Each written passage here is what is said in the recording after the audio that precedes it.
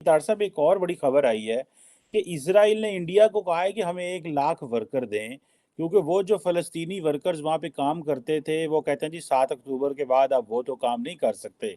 आपको क्या लगता है कि इंडिया तो बहुत बेनिफिशियरी भी है, कई तरफ से तो ये भी खबरें आ रही हैं कि शायद अमेरिकन ये कहें इंडिया को कि वो इसराइल को असला भी दें। और वो खबर ये है कि इसराइल की तरफ से अब ये बात हुई है कि इसराइल 1 लाख इंडियंस को जॉब्स देगा। है कि अब इंडिया जो है वो इसराइल की मार्केट में जाएगा, तो ये तो फ़लस्तीनी वैसे ही आउट हैं गेम से, लेकिन इंडिया की उसको कैप्चर करने को, मार्केट को कैप्चर करने को।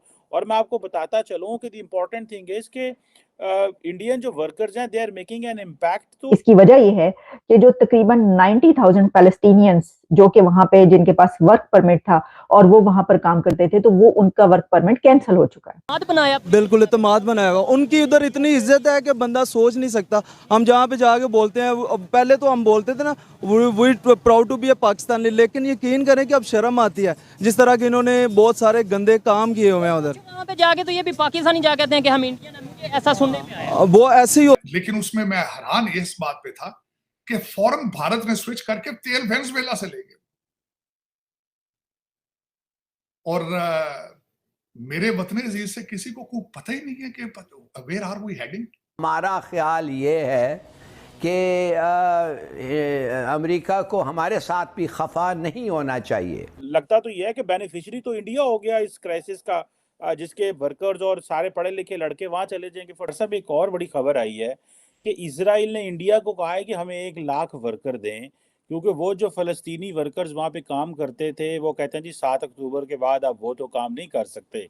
आपको क्या लगता है कि इंडिया तो बहुत बेनिफिशियरी भी है, कई तरफ से तो ये भी खबरें आ रही हैं कि शायद अमेरिकन ये कहें इंडिया को कि वो इसराइल को असला भी दें, बिकॉज जिस तरह पाकिस्तान से असला लेके यूक्रेन को दिया गया बिकॉज कंपैरेटिवली चीप पड़ता है वो, तो इंडिया के जो मैन्युफैक्चर्ड असला है वो सारी बात है वेस्टर्न मंडियों की निस्बत तो वीक कमजोर सस्ता ही मिलेगा, क्योंकि इनकी कॉस्ट ऑफ मैन्युफैक्चरिंग हमारे यहाँ पे कम होती है। तार साहब इसको कैसे देखते हैं कि अब इंडिया जो है वो इसराइल की मार्केट में जाएगा, तो ये तो फ़लस्तीनी वैसे ही आउट हैं गेम से, लेकिन इंडिया की उसको कैप्चर करने को, मार्केट को कैप्चर करने को। और मैं आपको बताता चलूँ कि द इम्पोर्टेंट थिंग इज़ कि इंडियन जो वर्कर्स हैं they are making an impact. तो ये वो इम्पैक्ट इस तरह है कि जितने भी पेटेंट राइट्स हैं, जो अमेरिका के बाद चाइना और इंडिया इस वक्त जो है वो टॉप पे जा रहे हैं in terms of global patent rights file करने में। तो how do you see this Israel demand for the Indian workers? लगता तो यह है कि बेनिफिशियरी तो इंडिया हो गया इस क्राइसिस का, जिसके वर्कर्स और सारे पढ़े लिखे लड़के वहां चले जाएंगे फॉर जॉब्स। चीमा साहब पहले भी तो आप देखें 18,000 इंडियन थे इस वक्त। ये जंग से पहले ये जो जब नंबर सामने आए थे 18,000 इंडियन थे इसराइल के अंदर। और हम सरप्राइज उसमें जो तीन इंडस्ट्री में थे वो, एक तो जो सीनियर केयर थी उनके घरों में काम करने वाली इंडियन नर्सेज थी, दूसरे डायमंड ट्रेड के अंदर, क्योंकि भारत की भी मोनोपोली है गुजरात की, डायमंड इसराइल की भी है, तो डायमंड इंडस्ट्री में थे, तीसरे थे उनके आपके हाई टेक, वो जो दूसरे जो इंटरनेट वाले ये सारे जो कंप्यूटर रिलेटेड थे। तो वो तीनों पहले भी 18,000 को थोड़े नंबर नहीं होते चीमा साहब, अगर देखा जाए तो अब मजीद होंगे। लेकिन उसमें बात यह है कि आप हुकूमत की तरफ से पॉलिसीज, मुझे इससे भी ज्यादा जो एक खबर मैंने अगले दिन देख के हैरान हो गया था कि रशिया से उनकी तेल की वो एक तो इशू बन रहे हैं, पूरी दुनिया में तेल के बनेंगे आगे। और मैं बल्कि हैरान था इस वक्त चीमा साहब, जंग के असरात दो चीजों पे हो गए, खुराक पे, गंदम पे, और दूसरा पेट्रोलियम पे। इसकी वजह से और पूरी दुनिया फिर दोबारा रिसेशन की तरफ जाएगी दोबारा। लेकिन उसमें मैं हैरान इस बात पे था कि फौरन भारत ने स्विच करके तेल वेनेजुएला से ले गए। और मेरे वतन अजीज से किसी को कोई पता ही नहीं है कि वेयर आर वी हेडिंग, हम कहां जा रहे हैं, हमारे क्या होगा पाकिस्तान का इस सारी दुनिया के क्राइसिस के अंदर। तीन क्राइसिस जो है इस वक्त जो रीसेंट पूरी दुनिया फेस कर रही है। कोविड के बाद आपका अभी तक सप्लाई चेन पूरा बहाल नहीं हुआ था, नंबर वन। दूसरा, यूक्रेन की वार ने सक किया सारी इकानमी, पूरी दुनिया की इकानमी। अब तीसरा झटका इस चीज का है, और सारी दुनिया फिर दोबारा फेस करेगी रिसेशन को।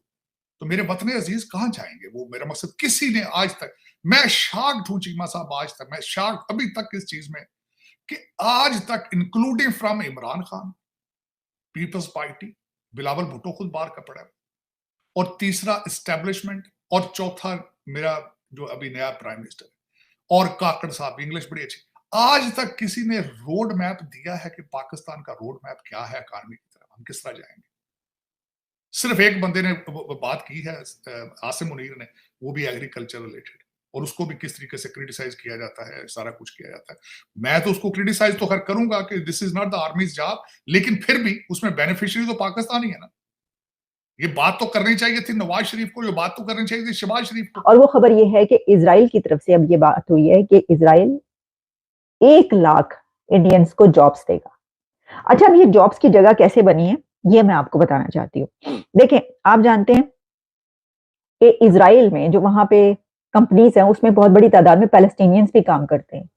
पैलेस्टीनियंस, जो बहुत सारे पैलेस्टीनियंस जो कि इस जंग में वो इजराइल के खिलाफ नहीं है, या वो ये कह रहे हैं कि हमास जो है वो उनको रिप्रेजेंट नहीं करता, उसकी वजह ये है कि वहां पर रोजगार जो है, बहुत ज्यादा रोजगार ऐसी कंपनी से पैलेस्टीनियंस का लगा हुआ है कि जो कोई इजराइल से वाबस्ता है। अब इसमें जो इजराइल कंस्ट्रक्शन इंडस्ट्री जो है उसमें रिपोर्टेडली जो है, अब उन्होंने ये कहा है कि जो गवर्नमेंट है उनकी वो अलाउ करे कंपनीज को to recruit 1 lakh Indian workers. इसकी वजह ये है कि जो तकरीबन 90,000 पैलेस्टीनियंस जो कि वहां पे जिनके पास वर्क परमिट था और वो वहां पर काम करते थे, तो वो उनका वर्क परमिट कैंसिल हो चुका है। और बहुत सारे तो जो हैं वो उस जंग के दौरान ही नहीं कर पा रहे, और बेशुमार ऐसे हैं कि जिनका वैसे भी जो हालात और ताल्लुकात है उसमें वर्क परमिट कैंसिल हो चुका है। तो इस बिना पर अब इजराइल को वर्क फोर्स की जरूरत है, जिसमें इंडिया को इस वक्त बहुत बड़ा ये फायदा हो रहा है कि इजराइल और इंडिया के, क्योंकि डेकेड्स पुराने रिलेशंस और बहुत ही मतलब वो तो बिल्कुल साथ खड़े हैं, एक ऐसे दोस्तों की तरह जो है वो जाहिर है, उसमें उनको समझते हैं वो कि इंडिया जो है वो वहां से वर्कर्स लें। और उन्होंने कहा है कि हम इस सिलसिले में निगोशिएट कर रहे हैं और हम ये इंतजार कर रहे हैं उस डिसीजन का कि जो इजरायली गवर्नमेंट जो है। दोस्तों, मुझे उम्मीद है कि ये वीडियो आपको पसंद आया होगा। वीडियो पसंद है तो प्लीज़ हमारे YouTube चैनल को जरूर सब्सक्राइब कीजिए। इसी प्रकार का भविष्य में वीडियो देखने के लिए चैनल को सब्सक्राइब कीजिए। हमारे इस YouTube चैनल पे आपको इससे भी ज़्यादा इंटरेस्टिंग वीडियो भविष्य में देखने को मिलता रहेगा। तो प्लीज़ हमारे YouTube चैनल सोच टाइम्स को सब्सक्राइब कीजिए, वीडियो को लाइक कीजिए, इस वीडियो को अपने दोस्तों के साथ जरूर शेयर कीजिए। नमस्कार, फिर मिलेंगे अगले